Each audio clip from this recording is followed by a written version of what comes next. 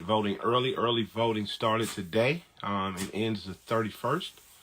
Especially young people out there. Hope you're getting out there to vote. Let's see who sent the request for others. Not going live with anyone waiting on Senator Sanders right now to come in. Someone says ask him about gun control. We've talked about that before. Our views are not similar on that. But I trust the people in terms of gun control. I trust people to never relinquish their Second Amendment rights. So no matter who I'm supporting, I'm always supporting the Second Amendment. People need to know that. Still haven't had the senator pop up. Someone just put up Trump all caps. Still doesn't mean he won that election. He's got to pack shit and get the fuck out of the White House. Shouts out to Smiley. I see you out there. Oh, there it goes. There goes my man. Bam, going live. That should be coming up. Waiting for Senator Sanders to come in. Hello. Hey, how are you?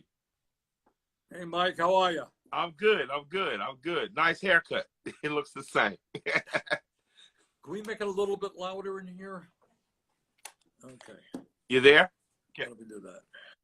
I am right here. How am I sounding to hear you a little bit better? Okay, hold on. Let me see. No, I think I understand the problem. Hold on, I got these. Can you hear me now? Yep, loud and clear. How you been? Well, I'm good, sir. How are you? I am very well, thanks. Always good to talk to you. Let's see. We got a few people listening out there, about 7,000 people. Let me say first, I had the pleasure of meeting an amazing woman on the campaign trail with you and who co-chaired your campaign, Senator Nina Turner, former senator of Ohio. And hopefully there's a congressional seat coming up in Ohio. Hopefully she can be convinced to run. So I just like to say publicly now, if Nina runs, I'm publicly endorsing her. And I'm going to show up on the road to help her out. I wish you would join me in doing so if she runs, because I think Ohio and our nation deserves to hear more of Nina Turner. So thank you for making sure I got introduced to her, and I hope we convince her to run. Okay. Well, I think she is going to run, and I think I am going to be supporting her. We need voices like Nina's in the U.S. Congress. Absolutely. I agree, sir. So we got an election coming up in Georgia that the nation seems to be pretty concerned with. You want to talk about that some? I do. What was that Ray Charles song? Eyes on. What was it called? The Ray Charles. That's a little before me, but I like the movie Ray. What? No, Georgia. Eyes on George. Georgia on my mind. Georgia on my mind. All right, oh yeah. So Georgia, Mike, is a whole lot of people.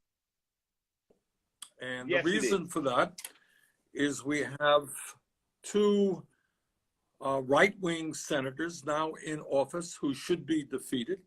Yeah. And we have two very good candidates who should be elected. And the importance of the election is not only electing Raphael Warnock and John Ossoff. It is, if Democrats win those two seats, turns out that the Democrats will control the United States Senate. And that is a very, very big deal, because the party that controls the Senate is the party that controls every chairmanship, every committee, and determines the agenda. So right now, in the last number of years, the reason that the U.S. Senate does very little in terms of minimum wage or equal rights for women or criminal justice or climate change is we have a leader in Mitch McConnell, the Republican leader, who doesn't put anything on the floor. Yeah. There's no debate. You haven't heard any debate. Nothing gets on the floor. Nothing about the minimum wage. Nothing about making it easier for workers to join unions. Nothing about criminal justice. So we need to gain control over the Senate, and that's what a victory for Warnock and Ossoff would do. Plus the fact they're both really good guys. Yeah, I think a lot of times here on the ground in Georgia, when we say we know that we're talking about people that are Democrats and progressive minded in this particular conversation. There are a lot of Democrats on the ground that didn't toe the line with the progressive agenda, but progressives quickly jumped with traditional Democrats and told the line. What is there? If I'm a progressive in Georgia, I got a chance to see a progressive win in DeKalb County, like Mayor Ted, who's now the sixth commission seat, holds it out there. He was a true Bernie-crat, worked his butt off on your behalf, and progressives came out. I believe that your endorsement, per my endorsement of her, and Nina's insistence on that I endorse her and convince you to, Stacey Abrams, she benefited greatly from the progressive vote. What do progressives have to gain out of this? I know that progressives a lot of times want the same things that we just talked about, but progressives want to see the Senate, if Democrat control, be even more progressive. What can we look forward to, and what should we push the line on once we win? How should we push the Democratic Party to be a better party? You're asking a lot of questions, Mike, but here is the short answer. Sir. You got a minimum wage out there today in Georgia and around America. That's basically a starvation wage, right? Yes. Do you know of anybody who can live on $7.25 an hour? No, and you raise a family on $10 an hour? You can't do that. No, sir. So I have introduced legislation last time, and certainly we'll reintroduce it again, to make sure that we have a national minimum wage of at least $15 an hour. That will raise wages in this country for 40 million Americans and tens of thousands of people in Georgia. You think that's important? That is important, sir. All right. I think it's important. That's what happens if Democrats gain control of the Senate. I think it is particularly stupid and unfair that women today make about 80 cents on the dollar compared to men. And if you are a black woman or a Latino woman, you make even less. Yeah. I don't think that's right. I don't think it's a radical idea to say equal pay for equal work, right? Right. That yes, sir. That will be on the agenda. Workers make decent wages in many cases when they have a union. I think it's important for workers to be able to join unions. And right now it is very difficult legally. We will make it easier. That's important. So the fight to raise wages for workers is very, very important. They got equal pay. That's what this election is about. Yes, sir. All right. But it's more than that. In Georgia and all over this country, we got, Mike, over 90 million Americans who are uninsured or underinsured. You got that? Yes, sir. We're in the middle of a terrible pandemic. And you got people out there tonight watching this program. They're sick. They can't afford to go to the doctor. Yeah. We are the only major country on earth not to guarantee health care to all people. Under Joe Biden and under a Democratic Senate, we will expand health care to all people. That is terribly, terribly important. Our Republican colleagues want to do away with the Affordable Care Act, throw 30 million people off of the health care they currently have. We think we should expand it. I believe in Medicare for all. But nonetheless, there is a radical difference between what Republicans want and Democrats want on health care. Those are two issues: wages, health care, jobs. We got to create millions of good paying jobs, rebuilding our crumbling infrastructure, roads and bridges, water systems. We've got to tackle climate change. We can create millions more jobs, good paying jobs, moving to energy efficiency and sustainable energy. You got criminal justice. You got immigration reform.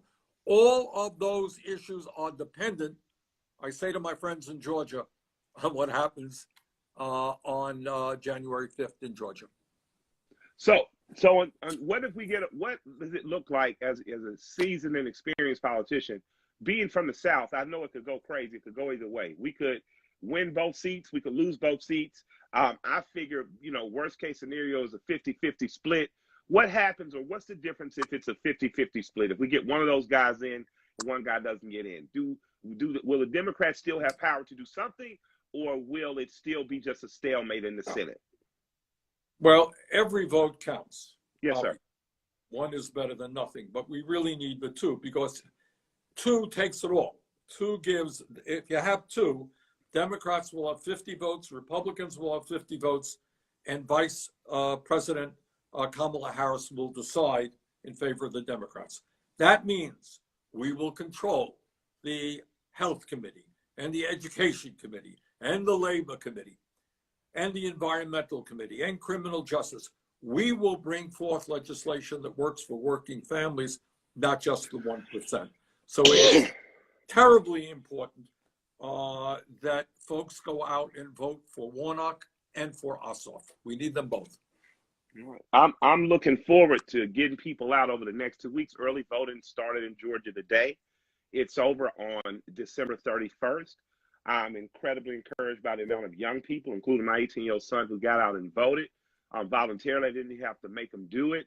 So I'm looking forward to seeing what happens. I'm on the ground, and they say about 50% of the people that turned out are going to turn back out, but we need over 50%. So I appreciate having this conversation and helping people understand. You just, to be frank with you and I think some of the roadblocks that Democrats are going to face getting both those people elected, and in a big way in Georgia, is I don't think the national Democratic talking points are registering on the ground. In particular, and I'm going to preference this by saying you and I have already disagreed on this subject before, not in a bad way. We just chose to disagree. On the first time we talked about rifles, talked about guns, talked about weapons. In the South, Black people especially feel very vulnerable to the greater white majority. And I don't mean that for every white person, but in Georgia in particular, what I've heard in barbershops and on the ground with working class Black men in particular, is that they fear the Democrats to do such an extreme gun control that it's going to affect Black people worse than first. And they always bring up Ahmaud Arbery, who was jogging in Southeast Georgia. He was approached by 3 white vigilantes. They were set to stop him, and they ended up killing him and murdering him. I want to just warn Democrats nationally that in Georgia, they should think about that in terms of soliciting the vote, because we are dead in the middle of the South. People outside of Atlanta are still afraid of the racial climate because 10 million more people voted for Trump, which says that a lot more people are, what would they call it, casually racist. It's a new word I just heard. I guess that's when you have your mask on and a bow tie or something. But what do you say to Black gun owners in particular? Because Black gun sales have risen in the midst of Trumpism and is in what appeared to be tyranny, in a very Hitlerian-like way. It basically, to be honest, scared my community. What's the Democratic Party going to do, or what do you wish to see them do in terms of coping with the people who want to vote for them and support them, but also are only 57 years until enjoying all their rights, including the Second Amendment rights, sir? Well, I don't know. Look, you're going to see a lot of demagoguery on the part of Republicans who will tell you, yes, sir, elect Democrats. They're going to come into your house, Mike, and take away all your guns, and nobody's going to be able to go hunting, and nobody's going to be able to do target shooting. You're not going to be able to collect guns, and all that's crap. That's just untrue. That's a right-wing demagoguery. I think what the American people want is what we call common sense gun safety legislation. All right? That means if we believe in background checks, and I certainly do, all right? I don't think somebody who is a criminal, who is violent, should be able to walk in and buy as many guns as he wants. I think that's absurd. So we believe in background checks. Most people believe in background checks. So we're going to fight for strong background checks. People who are violent should not own weapons. People have criminal records. If you go to a gun show, you should not be able to avoid a background check. Right now, go to a gun store, you got a background check. You go to a gun show, you may not have, depending on the state you're looking at. In Georgia, you do. Yeah, I just bought a couple new pistols a few weeks ago, and you do in Georgia. You got to wait. Good. All right, that's great. Well, there it is. Some states you don't. I don't think anyone thinks that is unreasonable. Gotcha. And there are other things out there that people overwhelmingly, Republicans and Democrats, can agree on. But what I would also hope that we agree on is that if somebody has a criminal record, if somebody has a tendency toward violence, you don't want that person walking into a gun store without a background check and banging on an AR-15 and going out shooting a bunch of people. Gotcha. We have a pandemic of gun violence in this country, which, by the way, impacts the Black community even more than the white community. Absolutely. So what I think people are talking about is common sense gun safety legislation. Nobody is talking about abolishing all guns in America. That's just Gotcha. right-wing Republican rhetoric. You were very progressive in your campaign in saying that day one, you would sign legislation, an executive order that decriminalized marijuana, took it off the Schedule 1 list. It looks like the Democratic Party has taken some hints from you in understanding that marijuana has a medicinal purpose, has an industrial purpose by way of hemp. And I would argue in places like Georgia, Tennessee, Alabama has an agricultural purpose because many Black people still have plots of land. My own family has 25 acres in Tuskegee. As marijuana opens up, is it imperative that we allow the people who most suffered the burden of the drug war, Black and brown people, since 1937 when marijuana was criminalized and Black people and jazz musicians were used as demons like to criminalize it, what can happen in the area of marijuana that not only opens up for recreational smoking and enjoyment and medicinal smoking and or taking an enjoyment, but for Blacks to actually have a potential to be in the business of for drug war that for 50 years has hindered them. What advice would you give the Democratic Party in terms of allowing that to happen? You and I chatted about this during the campaign, didn't we? Yes, we did, sir. Yes, we did. And your campaign pivoted and it became better about it even. That's right. So thank you, Mike. And the point, folks, that Mike made to me during the campaign is what he just made now. Here's the story. A whole lot of lives have been destroyed because young people went out there, they got arrested with marijuana. Sometimes they went to jails. They certainly got criminal records, had a hard time getting a job, maybe getting a home. It's not so easy when you have a criminal record. So what I have said is, Mike indicated, from day one, if I were president, I would do away with the federal government having marijuana as a Schedule 1 drug, equivalent to heroin. All right. I think most people think that is insane. Do away with that, which essentially legalizes marijuana in America. And by the way, the good news is we are seeing state after state after state moving in that direction. All right, that's the good news. Absolutely. All right. Now, what Mike is raising is another issue. And he's saying, okay, if you legalize marijuana, that's cool. Do you want a handful of corporations to control that industry? Right? Not cool. Yep, not cool. Okay, that's not right. So what Mike is saying, which made sense to me during the campaign, and something that we campaigned on, is we said, look, who are the people who have been most victimized by the so-called war on drugs, the terrible war on drugs, which has incarcerated so many people, destroyed so many lives? Well, it was the Black and brown community, significantly, whites as well, but mostly Black and brown community. So what I said during the campaign, and what I believe makes sense today, is that as we legalize marijuana, we provide support for the Black and brown community, so those people can get into the legal business of marijuana. Okay? Absolutely. Your point is well, they have been decimated by the so-called war on drugs. They deserve the opportunity to make a few bucks now that it's legal. Absolutely. And for those that are out there, beyond those people making a few bucks, what it allows for would be ownership and participation in a legal business that in the African-American community would be a jobs provider, a source of income, and a stabilizer in a community where many jobs are leaving. Before I let you get out of here, I have a picture in my house of a skinny little white kid being dragged out by two cops.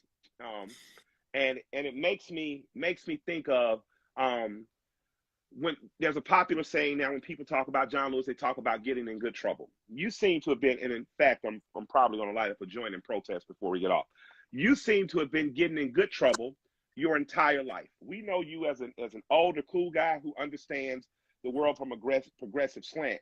But this is especially to young people, since we only have a few minutes left before we go. You have fought for well over 50 years of your life on the behalf of the disenfranchised, so that everyone in this country, in this republic, can enjoy what's promised to them in the Bill of Rights in the United States Constitution. How important is it for the young, not just people who have a vested interest in terms of business or who have a vested interest in terms of they have home ownership or live in a place, but the very young people just getting out of high school, those that are traveling, finding themselves, college and trade school, how important is it that they get involved? Because if they had you become president, we would have seen free trade schools and free state colleges You would have helped historically black colleges and universities. We would have seen the ability for young people to become homeowners quickly instead of waiting to their 30s and 40s to become homeowners in their 20s. We would see young people with a livable minimum wage so that they can begin saving, right? How important is it, and would you please stress this, for young people to get involved in the vote so that that little skinny kid who was chained to black people getting drug out of a place before wanting fair housing for black people, his name was Bernard Sanders, I believe. How important is it that we awaken the Bernard Sanders of this generation? Because this seems to me to be a longer struggle than just this moment. Mike, it is so important. Now more than ever. And by the way, I want to take a moment to congratulate the young people of Georgia. Absolutely. You know why, Mike? Why? Biden won Georgia, and you know why he won? Why? Because of young people. They came out in large numbers, and you guys in Georgia pulled the biggest upset of this presidential campaign. 50 states, you guys did. You guys pulled off the biggest surprise. Absolutely. So, and the reason for that is young people. 21% of the people who voted in Georgia were young people. I believe that was the highest youth turnout rate in the country. Wow. So you guys already understand the young black kids, young white kids coming out, Latino kids coming out in large numbers. Now, why is it important? Everybody knows, Mike just told you, unless we turn this economy around, the young people, for the first time in the modern history of America, Mike, can have a lower standard of living than their parents. They're going to find it harder to start their own business. Yeah. They're going to find it harder to own their own home. They're going to leave school with, might I say, a shitload of debt. How many kids have you talked to? Oh, I went to college, I'm $50,000 in debt, I'm $100,000. Kids are defaulting on their debt. African-American kids in large numbers. Absolutely.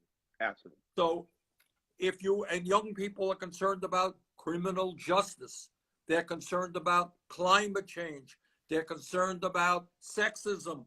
If you are concerned about all of those issues and more, you got to participate.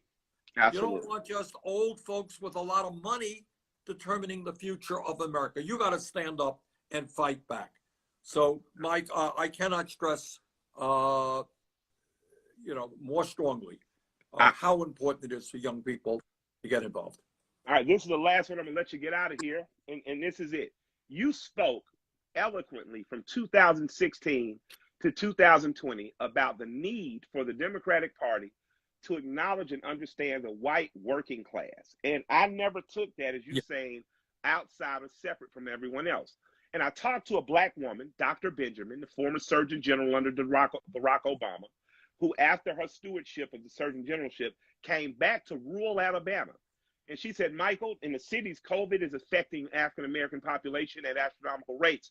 But what's being quietly ignored is that white poor Southerners from the bottom of Alabama to the top of Florida, the bottom of Georgia, North Georgia, South Tennessee, Carolina, Arkansas, white Southern working class people are being hit by COVID at astronomical numbers also.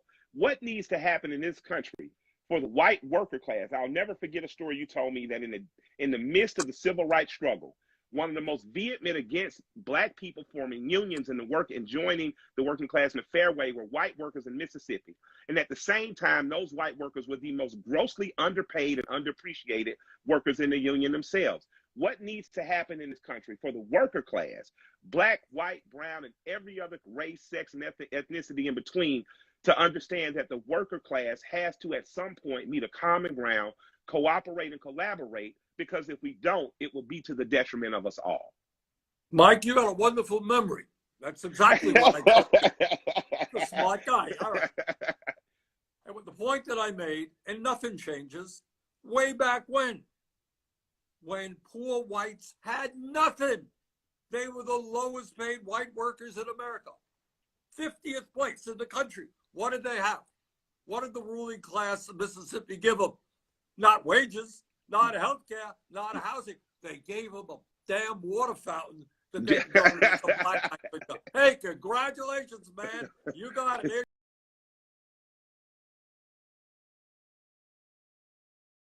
Here's your water fountain. And a black guy can't go to your water. He's going to sit in the balcony of the movie theater. You're down below. Whoa, how much do you want in life? All right. That's the kind of nonsense. They divide us up. And your point is, if we want a decent life for all of our people, for black workers and white workers and Latino and Native American and Asian American, we come together. Don't Absolutely. let divide us up. That's the message. Well, I appreciate you. In celebration of our conversation, I'm going to light a joint. I'm going to hope that Georgians get out on the 5th and do a hell of a job. I'm going to challenge our new president-elect and our new vice president-elect to borrow as much as they can from your campaign, because I truly still believe in the principles. I'm going to be out on the road helping Nina Turner get that congressional seat. And for the next 2 weeks, I'm going to be pushing the line in Georgia. So if you want to come down to Georgia and help out, I got a spare bedroom for you and the wife and the family. I appreciate and respect you immensely, sir.